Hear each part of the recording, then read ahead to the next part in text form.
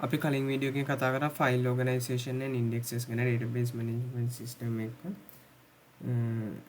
ඉතින් මේ file organisation and indexes කියන එක අපි කතා කරමු නේද? අපි ඊට පස්සේ ඉස්සරහට කතා කරා මොකද්ද මේ ෆයිල් එකක් කියන්නේ database ෆයිල් එකක් කියන්නේ මොකද්ද? එතකොට ෆයිල් ඕගනයිසේෂන් ටෙක්නික්ස් මොනවද? එතනදී අපි කතා කරා organization types වර්ග තුනක් heap file organization, sequential file organization, hashing file organization. එතකොට අපි heap file organization එක කිව්වා අපි ඒක හොඳ insert වලට sequential file organization එක හොඳ range selection එකට. එතකොට hashing file organization එක හොඳ equal selection එකකට කියලා. එතකොට බලන්න නැත්නම් කලින් වීඩියෝ එක බලන්න. කලින් වීඩියෝ එක අපි මේවා detail explain කරලා තිනවා. ඊට පස්සේ අපි indexes කියලා method එකක් කතා කරා. ඊට පස්සේ මේ indexes වලින් පස්සේ අපි එතනින් එක එක indexes වර්ග කතා කරා. ඒ කියන්නේ single level indexes, multi level indexes. එතකොට මොනවද මේ multi level indexes කියන්නේ? multi level indexes වර්ග දෙකක් තියෙනවා. අපි b+ tree කතා කරා. මේ වීඩියෝ එකෙන් අපි කතා කරන්නේ hashing index එක ගැන. එතකොට hashing index එකත් ගොඩක්ම මේ vary වෙන්නේ මෙන්න මේ hashing file organization කියන method එකත් එක්ක. අපි බලලා නැත්නම් ඔයා කලින් වීඩියෝ එකෙන් බලන්න අපි hashing file organization එකේදී hash function එකක් කියන එකක් ගැන කතා කරා. මේ hash function එකකින් වෙන්නේ මොකක් හරි function එකකට අනුව values map කරනවා අදාළ buckets වලට. අදාළ locations වලට, memory locations වලට අදාළ pages වලට ටිකක් ප්‍රශ්නයක් නැහැ. ඒ වගේ අපි මේ hash file organization එක අපි මේ hashing file එකට අනුව තමයි data map කරන්නේ.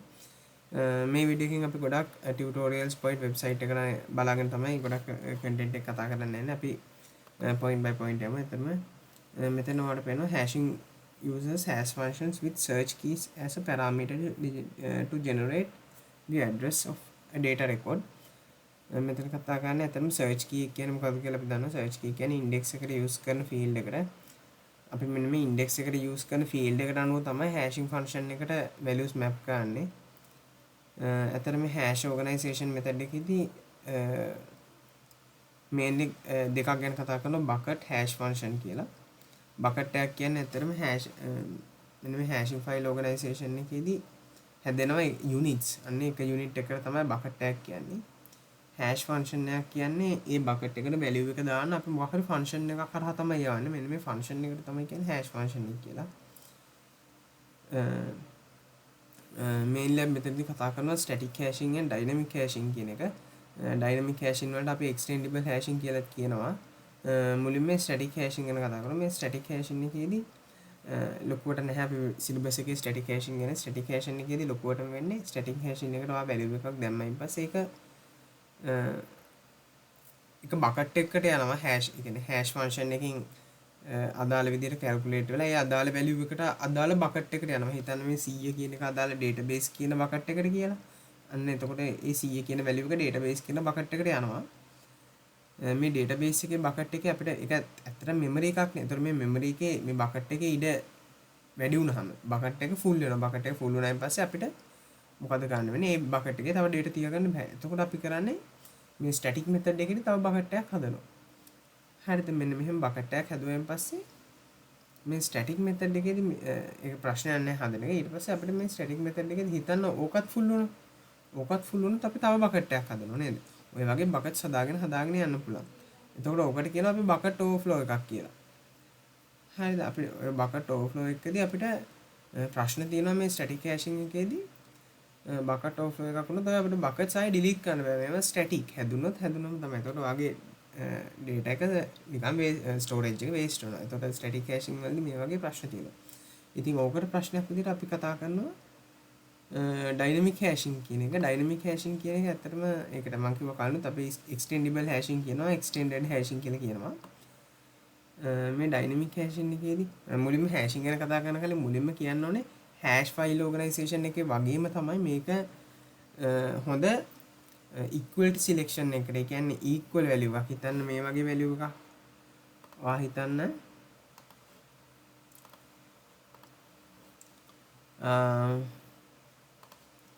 select all from student where age equals 22. මෙන්න මේ වගේ දෙයකට තමයි ඇත්තට මේ hashing file organization එක හොඳ හැෂින් ෆයිල් ඕගනයිසේෂන් එක වගේම මේ හැෂ් ඉන්ඩෙක්ස් මෙතඩ් එකත් හොඳ මෙන්න මේ වගේ ඉක්වල්ටි සිලෙක්ෂන් එකකට. හිතන්න මේක රේන්ජ් සිලෙක්ෂන් එකක් වුණා කියලා. නිකන් age less than 22 වගේ. එතකොට අර මේක මෙතන රේන්ජ් එකක් තියෙන 22කට අඩු ඔක්කොම values. එතකොට 22කට අඩුයි ගියාම මට 20 21 20 19 වගේ ඕන වැලියු එකක් ගන්න පුළුවන්. මෙන්න මේ වගේ දේවල් වලට මේ හැෂින් එක හොඳ නැහැ. හැෂින් එක හොඳ නැත්තේ ඇයි කියලා මම කලින් වීඩියෝ එකේ එක්ස්ප්ලেইন කරලා තියෙනවා ක්ලියර්ලි. ඒක බලන්න. එතකොට මේ ඩයිනමික් හැෂින් එකේදී වෙන්නේ ඒක තමයි අතම හැෂින් එක මම කලින් කතා දැන් කිව්වේ හැෂින් එක හොඳ ඉක්වලිටි සිලෙක්ෂන් එකකට කියලා ඒකත් ඔළුවේ තියාගන්න. මේ ඩයිනමික් හැෂින් එකේදී වෙන්නේ ඇත්තටම මේ ඔයා බකට් ඔයාගේ data එක overflow වෙද්දී ඔයාගේ බකට් එක overflow වෙද්දී අලුතෙන් බකට් එකක් හැදෙන්න මෙන්න මෙතඩ් එකක් තියෙනවා. මේ මෙතඩ් එකට ඇත්තටම බකට් එකක් හැදුනායින් පස්සේ මේ බකට් එක හිතන්න values delete වෙලා ඒ බකට් එකේ තියෙන values delete වුණා කියලා අවශ්‍ය නැති වුණා කියලා. එතකොට ඒක ආයි සාමාන්‍ය තත්ත්වයට හැදෙනවා. අන්න ඒ වගේ දෙයක් තමයි මේ හැෂින් මොකද්ද මේ ඩයිනමික් හැෂින් කියන්නේ කියලා අපි බලමු එක්සැම්පල් එකකින්. මේ එක්සැම්පල් එක බලන්න. ඇත්තටම මම මේක ආශ්‍රයෙන් ඔයාලට පොඩ්ඩක් කියලා දෙන්නම්. ඉන්න බලන්න මේ ඩයග්‍රෑම් එක අපිට ගන්න පුළුවන්ද කියලා.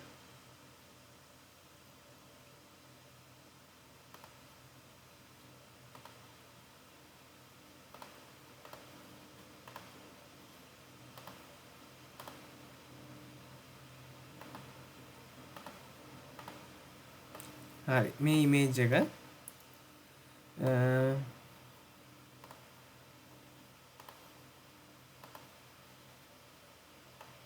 මම මේ එක බකට් එකක් කොටස් 4කට වෙන් කර ගන්නවා. මට එක්ස්ප්ලেইন කරන්න ලේසියි එතකොට. අපි මෙන්න මේ n value එකට කියනවා global depth එක කියලා. global depth එක. global depth එක. අපි මෙන්න මේ n1 එකට කියනවා local depth එක කියලා. local depth එක. අපි මෙන්න මේවට කියනවා buckets කියලා. buckets. ඔය තමයි සාමාන්‍යයෙන් දැනගන්න ඕන terms.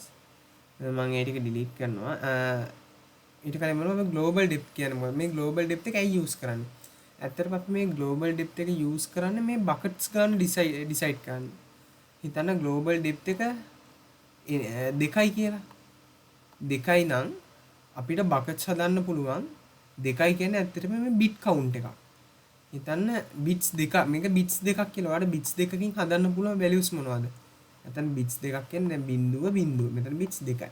බිංදුව 1 1 බිංදුව 1 1. එතකොට මෙතන ඔයාට වෙනස් විදිහේ values 4ක් හදන්න පුළුවන් නේද? එතකොට අපි ගන්නවා buckets අපි 4ක් හදනවා. එතකොට global depth එක වා හිතන්න 3යි නම් 3යි නම් මොකද වෙන්නේ අපිට හදන්න පුළුවන් values කීයක් හදන්න පුළුවන්ද? බිංදුව 1 1 බිංදුව 1 1 බිංදුව 1 බිංදුව 1 බිංදුව 1 බිංදුව 1. ඉතින් අපේ value 1යි 2යි 3යි 4යි 5යි 6යි 7යි 8ක් හදන්න පුළුවන්. එතකොට global depth එක 3ක් වුණොත් අපිට buckets 8ක් හදන්න පුළුවන්. ඒ වගේ global depth එක 4ක් වුණොත් අපිට buckets 16ක් හදන්න පුළුවන්. ඒක තමයි ඇත්තම global depth එකෙන් කරන්නේ. එතකොට මේ local depth එක කියන්නේ මොකද්ද? local depth එක නේ hashing function එකක් වගේ වැඩ කරන්නේ. hash file organization එක අපි කතා කරන්නේ hashing file එකක් වගේ. අන්න ඒ වගේ තමයි මෙන්න මේ local depth එක වැඩ ගන්න. ඇත්තටම හිතන්න අපි මෙතෙන්ට value එක 20 insert කරා කියලා. 20 insert කරායින් පස්සේ අපි බලනවා 20 දෙකෙන් බෙදලා 20 ඒ කියන්නේ දෙකෙන් බෙදනවා නෙවෙයි ඇත්තටම 20 අපි bits වලට convert කරනවා 20 bit value එක 20 දෙකෙන් බෙදනවා කොහොමද කරන්නේ දෙකෙන් බෙදුවම 10යි ඉතුරු බිංදුවයි දෙකෙන් බෙදුවාම 5යි ඉතුරු බිංදුවයි දෙකෙන් බෙදුවාම 2යි ඉතුරු 1යි දෙකෙන් බෙදුවාම 1යි ඉතුරු බිංදුවයි. ඒතකොට මේකේ bit value එක අපි දන්නවා 1.1.0 යට ඉඳන් උඩට කවුන්ට් කරා 1.1.0. එතකොට මේකේ last 2 digits හිතන්න මේ local depth එක 2යි කියලා. local depth එක 2යි නම් අපි මෙන්න මේ bucket එකකට value එකක් insert කරන්න consider කරන්නේ last 2 digits. හිතන්න local depth එක 3යි කියලා. එතකොට අපි bucket එකකට value එකක් insert කරන්න consider කරන්නේ last 3 digits. මොකද ලෝකල් ඩෙප්ත් එක 3යි. ලෝකල් ඩෙප්ත් එක 3යි නම් අපි මේ ලාස්ට් 3 ඩිජිට්ස් අනුව තමයි වැලියු එකක් ඉන්සර්ට් කරන්නේ. හරිද? හරි අපි මේ එක්සාම්පල් එකට ගමු. ලෝකල් ඩෙප්ත් එකයි ග්ලෝබල් ඩෙප්ත් එකයි දැනට දෙකම 2යි කියලා. හරිද? මේකත් 2යි. හරිද? හරි. එතකොට මේකේ වැලියුස් තියෙන්න පුළුවන් 4 තියෙන්න පුළුවන්. හිතන්න 4ට අන්තිමට බිංදුව තියෙනවා. 8 හිතන්න 16 තියෙනවා 32 තියෙනවා කියලා. මේ වැලියුස් ටික තියෙනවා කියලා හිතන්න. එතකොට ඔයාලට මෙන්න මේ ආයෙත් මෙන්න මේ 20 කියන වැලියු එක ඉන්සර්ට් කරන්න ඕනේ. අපි කලින් 20 බයිනරි කරා අපරාධයයි මේකුවේ. 20 බයිනරි කරාම 1.1.0. හරිද? එතකොට මේක අපි දන්නවා මුලින්ම බලන ලෝකල් ඩෙප්ත් එක 2යි. ලෝකල් ඩෙප්ත් එක 2යි නම් බලනවා ලාස්ට් 2 ඩිජිට්ස්. හරි. බිංදුව නම් මේක යන්න ඕනේ මොන බකට් එකටද? අතන මෙතන මේ ඇරෝ එක මෙතෙන්ට එන්නේ. මේ ඇරෝ එක මෙතෙන්ට. එතකොට මේකේ ලාස්ට් 2 ඩිජිට්ස් වලට එන්නේ 00 නම් මේක ඉන්සර්ට් වෙන්නේ කොතෙන්ටද? මේක 00 නම් ඉන්සර්ට් වෙන්න ඕනේ මෙන්න මේ බකට් එකට. ඇත්තට මේ බකට් එක අපිට පේනවා බකට් එක ෆුල් වෙලා. දැන් මේකේ බකට් එකේ ඉඩ තිබ්බනම් ඔයාලට කිසි ප්‍රශ්නයක් නැතුව ඉන්සර්ෂන් එක කරන්න පුළුවන්. ඒත් මේ බකට් එක ෆුල් වෙලා. හරිද? බකට් එක ෆුල් වුණොත් අපි මොකද කරන්නේ? අපි කරන්නේ බකට් එක ෆුල් වුණොත් ඒකේ ලෝකල් ඩෙප්ත් එක එකක් වැඩි කරන්න. ඒකේ විතරක් ලෝකල් ඩෙප්ත් එක එකක් වැඩි කරන්න. මේකේ ලෝකල් ඩෙප්ත් එක 2යි. මේකෙත් 2යි. මේකෙත් 2යි. මේකේ විතරක් ලෝකල් ඩෙප්ත් එක එකක් වැඩි කරා. ඒක 3යි දැන් ලෝකල් ඩෙප්ත් එක. හරිද? එතකොට මෙතන තව බකට් එකක් අඳින්න. මේකෙත් ලෝකල් ඩෙප්ත් එක දාන්න අර වැඩි කරපු ගාන. ඒකෙත් ලෝකල් ඩෙප්ත් එක 3යි. හරිද? බකට් එක ස්ප්ලිට් වෙලා. හරිද? එතකොට මෙන්න මේ ඔක්කොම වැලියුස් ටික එළියට ගන්න. වැලියුස් තියෙන අපේ දැන් තියෙනවා 4 8 16 32 20. වැලියුස් ටික ඔක්කොම එළියට ගත්තා. 20ක් තියෙනවා. හරිද? 20ත් ඒ කැටගරි එකනේ 00 කැටගරි එකේ වැලියු එකක් නේ. එතකොට මේ ටික ඩිලීට් කරන්න. හරිද?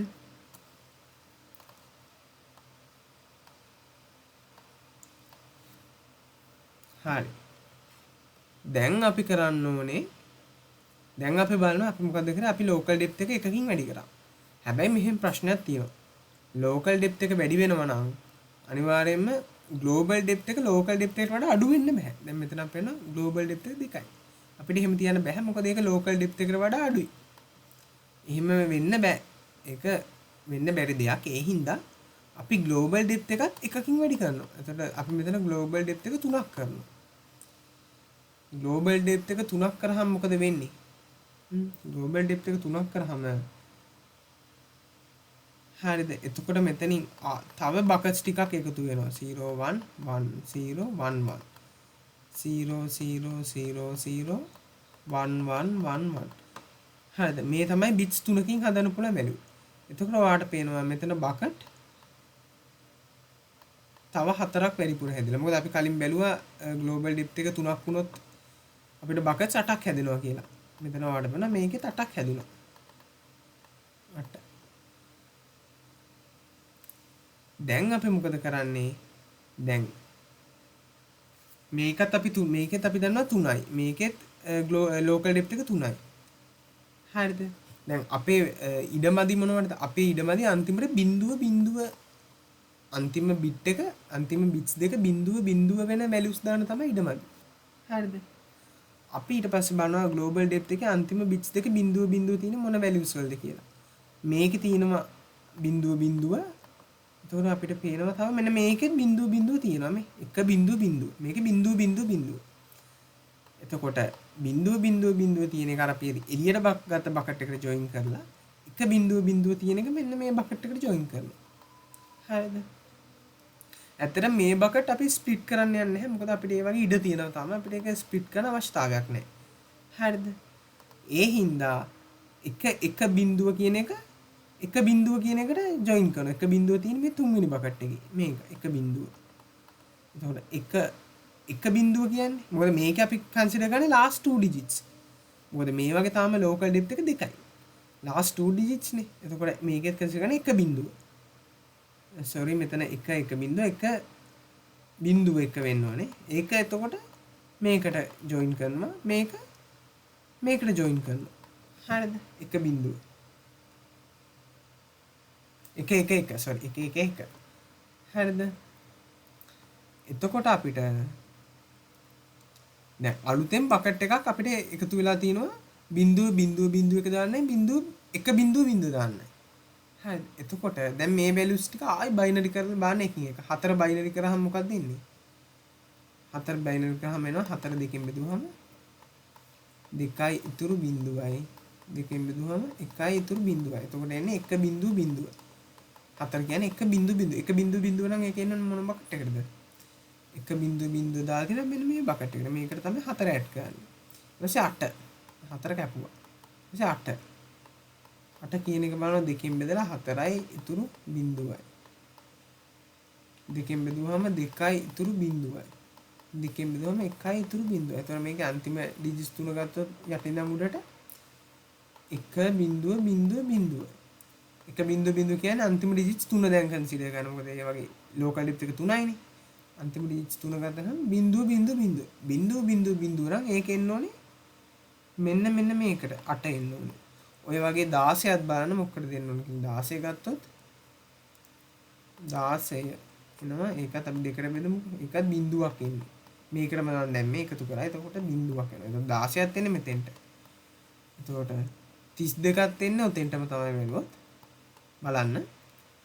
ඒත් ඔයා බලන්න 20 කියන්නේ 1.0. එතකොට last 3 digits ගත්තම 1.0 තියෙන්නේ. 1.0 නම් ඒක එන්නේ මෙතෙන්ට. තේරුණාද? ඔන්න ඔය විදිහට තමයි ඇත්තටම හැෂින් මෙතඩ් එක කරන්නේ.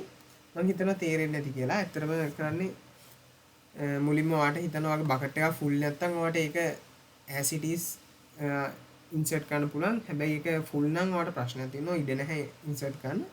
අපි කරන්නේ බකට් එක ස්ප්ලිට් කරනවා. ඒ වගේම තව ඩුප්ලිකේට් බකට් එකක් හදලා ඒ බකට්ස් දෙකේම ලෝකල් ඩෙප්ත් එක එකකින් වැඩි කරනවා. දැන් මේකේ ලෝකල් ඩෙප්ත් එක 2 තිබ්බා. ඒක 3 කරා. මේකෙත් අලුතෙන් හදන එකෙත් ලෝකල් ඩෙප්ත් එක සේම් කරනවා. ඊට පස්සේ අපි බලනවා ග්ලෝබල් ඩෙප්ත් එක. ග්ලෝබල් ඩෙප්ත් එක ලෝකල් ඩෙප්ත් එකට වඩා අඩු වෙන්න බෑ. ඒ හින්දා අපි ග්ලෝබල් ඩෙප්ත් එකත් එකකින් වැඩි කරනවා. එතකොට දැන් ග්ලෝබල් ඩෙප්ත් එක 3. ග්ලෝබල් ඩෙප්ත් එක 3යි නම් අපි බකට්ස් හදන්න ඕන බකට් ප්‍රමාණය ග්ලෝබල් ඩෙප්ත් එක 3කට අදාළ බකට් ටික හදන්න ඕනේ. එතකොට ග්ලෝබල් ඩෙප්ත් එක 3යි නම් මම කලින් බලනවා අපිට බකට්ස් 8ක් හදන්න පුළුවන්. මේ තියෙන මේ බකට්ස් 8. ඊට පස්සේ ලෝකල් ඩෙප්ත් එකට අනුව ඒ බකට් වල වැලියුස් මොන බකට් ඒ හදන බකට් වල වැලියුස් මොන එකකටද යන්නේ කියලා අදාළ විදිහට ජොයින් කරනවා.